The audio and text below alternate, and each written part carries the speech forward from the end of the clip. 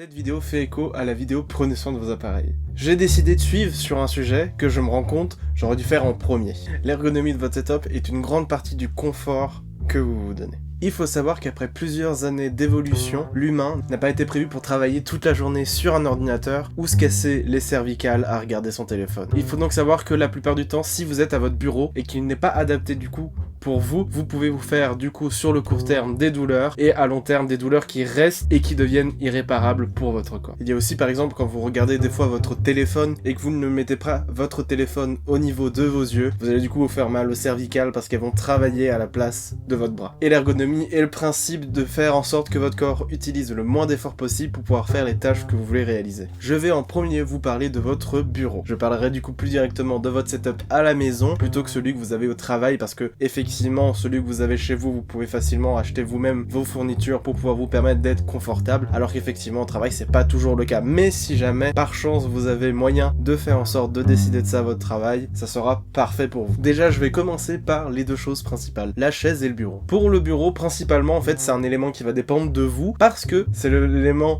qui donne le moins d'ergonomie à votre setup parce que ce qui va impacter tout le setup ça sera plutôt la chaise plutôt que le bureau. Mais il y a quand même un type de bureau précisément qui est bien plus pratique ergonomiquement pour vous et pour tout le monde, mais malheureusement du coup plus cher pour ce cas-là, et ça sera les bureaux assis debout ou aussi appelés standing desk en anglais. Ces bureaux sont pour la plupart réglables et vous permettent de choisir le niveau où se trouvera le plateau du bureau qui sera défini par là où vous l'achetez, et principalement pour ces bureaux il existe des mécanismes manuels et des mécanismes qui marchent électriquement. Mais le gros avantage de ces bureaux, comme le nom le dit, c'est que vous allez pouvoir l'utiliser debout aussi également, et ce qui est très intéressant parce que il est fort conseillé pour le bien de votre corps d'être pas uniquement assis toute la journée. Moi je sais que j'adorerais avoir un bureau de ce type, malheureusement vivant chez mes parents, je n'en ferai dans tous les cas pas l'achat parce que ça sert à rien d'installer un bureau qui devrait bouger si jamais je déménage, et en plus de ça c'est des bureaux qui coûtent assez cher, donc forcément un coût d'investissement plus élevé qu'un bureau classique. Mais ce que je peux vous conseiller du coup pour pallier au fait de ne pas avoir de standing desk, c'est de vous lever souvent et de faire quelques pas, que ce soit même pour faire un petit tour de votre bureau ou d'où vous êtes, ça sera beaucoup mieux, et vous pouvez aussi également faire quelques petits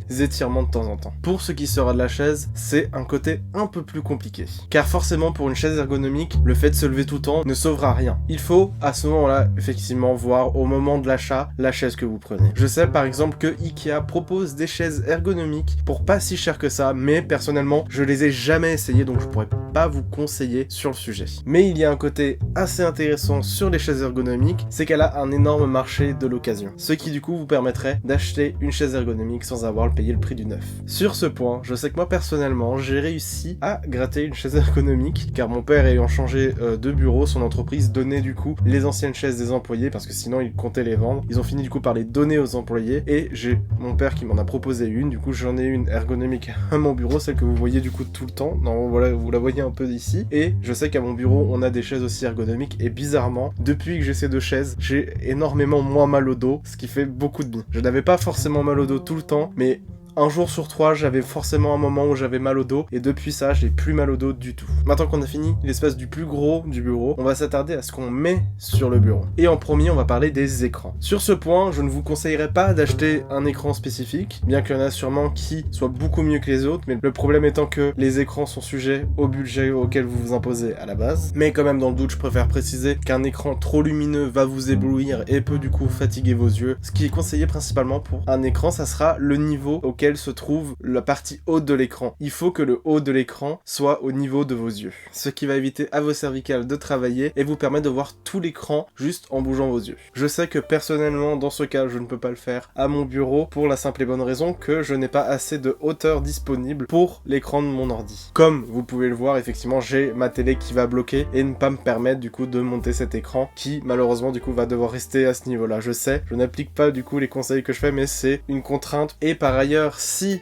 vous n'utilisez qu'un laptop sans écran, la meilleure chose à faire est d'acheter du coup un stand qui va surélever l'écran de votre ordinateur portable et vous permettre de le remettre au niveau de vos yeux. Et ensuite, effectivement, vu que votre ordinateur sera sur un stand, du coup, d'avoir des périphériques externes pour pouvoir l'utiliser. Pour ce qui va être des périphériques que vous pouvez utiliser, du coup, le clavier et la souris, les deux ont des versions ergonomiques, autant l'un que pour l'autre, mais celle qui est bien plus conseillée à posséder en version ergonomique, ça sera la souris. En soi, la version ergonomique des deux périphériques va éviter le même problème problème, c'est le fait d'avoir le poignet droit sur votre bureau. Pour vous montrer ça, on va faire une petite expérience. Ce que vous allez faire, c'est que vous allez vous poser à un bureau ou à une table. Une fois assis correctement, vous allez du coup poser votre bras sur le bureau à plat et vous devriez voir que votre bras sera penché et que votre main ne sera pas à plat sur le bureau et sera sur le côté. Et ce qui montre bien que les souris qui sont plates vont créer des tensions, forcer votre corps à être dans une position dans laquelle il n'est pas naturel. Pour ce qui est des claviers ergonomiques, c'est quasiment la même chose. Ils sont levés à peu près au niveau du milieu du clavier pour vous permettre du coup d'avoir votre bras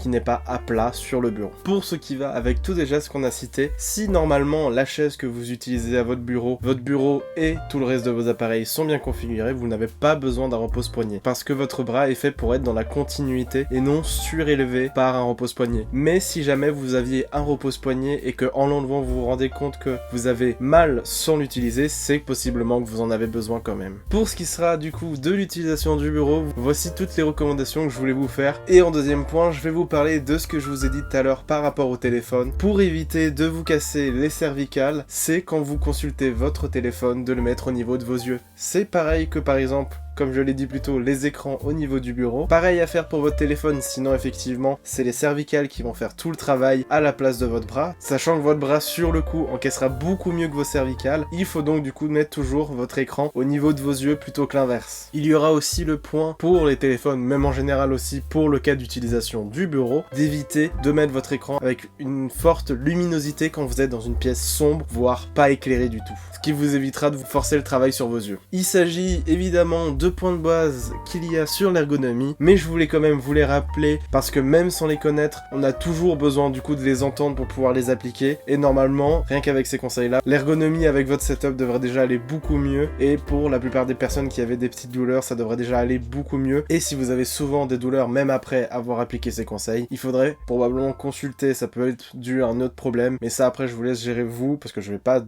vous conseiller de médecin. J'espère que cette petite vidéo vous aura plu. Ça m'a fait plaisir de vous partager ça avec vous en espérant que ça aidera des gens. C'était Bulle.